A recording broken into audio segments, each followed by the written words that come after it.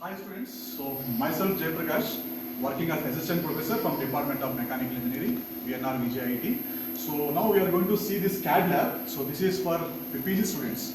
So this CAD lab is extensively used for PG students of AMS and also as well as CAD CAM. Okay, that is Advanced Manufacturing Systems and also as for CAD CAM PG specialization. Okay, so this lab is mostly intended for using the modeling softwares. I think you are aware of the modeling softwares like CATIA. Okay, so here widely we are going to use the CATIA software. So where we are going to use this as a solid modeling, surface modeling, okay, and also sheet metal modeling. Okay, sheet metal modeling. Okay, and also this lab is also used for simulation purpose. So here simulation purpose we are going to use the FlexSim software. So FlexSim software is widely used for simulating the actual original system. So we are going to imitate the actual original system in the simulation software. That is why it is called as a simulation. So that is nothing but imitation of the original system. And also this PG CAD lab, in the same lab, we are having two types of, there is the additive manufacturing printers. It's also called as a 3D printers. So if you take the case of one 3D printer, we are having the MakerBot replicator Z18. Okay, so this 3D printer is especially MakerBot replicator Z18, and the technology is fusion deposition FDM technology. And this printer is going to support PLA plastic, that is polylactic acid. Okay, and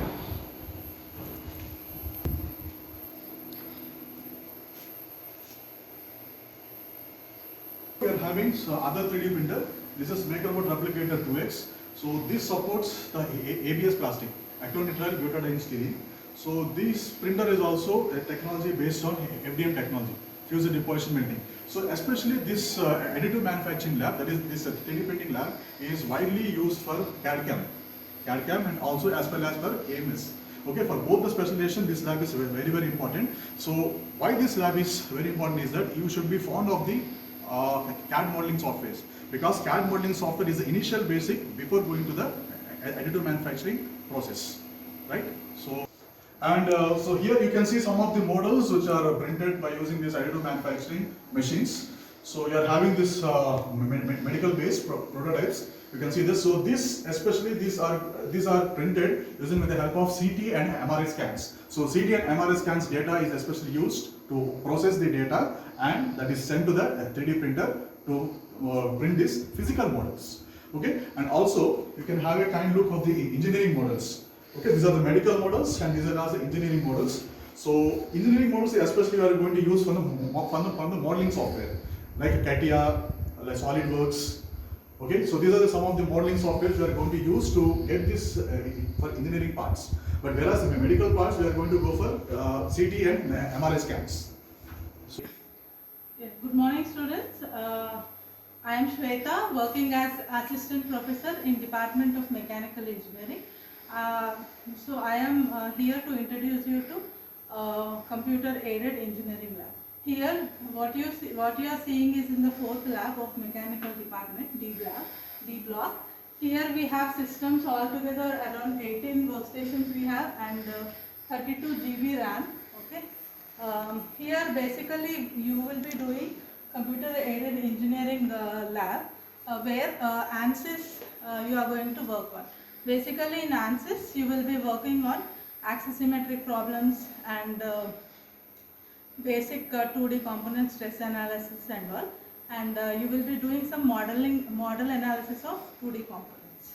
Start. In the same lab you have to do CNC programming also. It is a part of CAM lab. CAM lab is nothing but computer aided machining lab, where you will be creating programs using G codes and M codes, and that will be called as CNC part programming. Basically here in CNC part programming you will do the offline simulations in CNC simulation softwares like CNC Train, and here you will be also working on the real equipment, CNC equipment, like you have a CNC turning machine here, where you will be working on axisymmetric problems. Here in the turning machine you will be dealing with problems like how to do the taper turning, how to do normal turning, and if you want to drill any hole in the turning operation and all, you will be doing it in this machine. After the simulation in the CNC train program, if everything is okay, the real component you will work on this machine. Similarly, here we have CNC milling machine where in the three dimensions, like if you are going to do some drilling operation, or if you want to generate any particular profile on your workpiece, you will be doing in this CNC milling machine.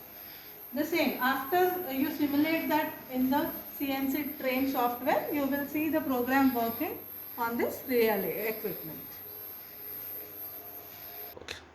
Okay, this is the CNC turning machine which is manufactured by Siemens.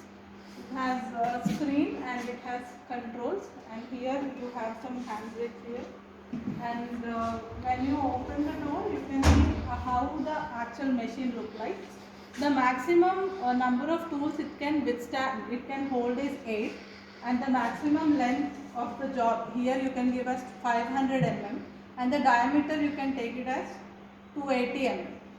Okay. The maximum spindle speed of this machine, it can operate to up to a speed of 3500 RPM. And here you have a check, and you have a system which will pour the cooling fluid. And this is about the CNC machine.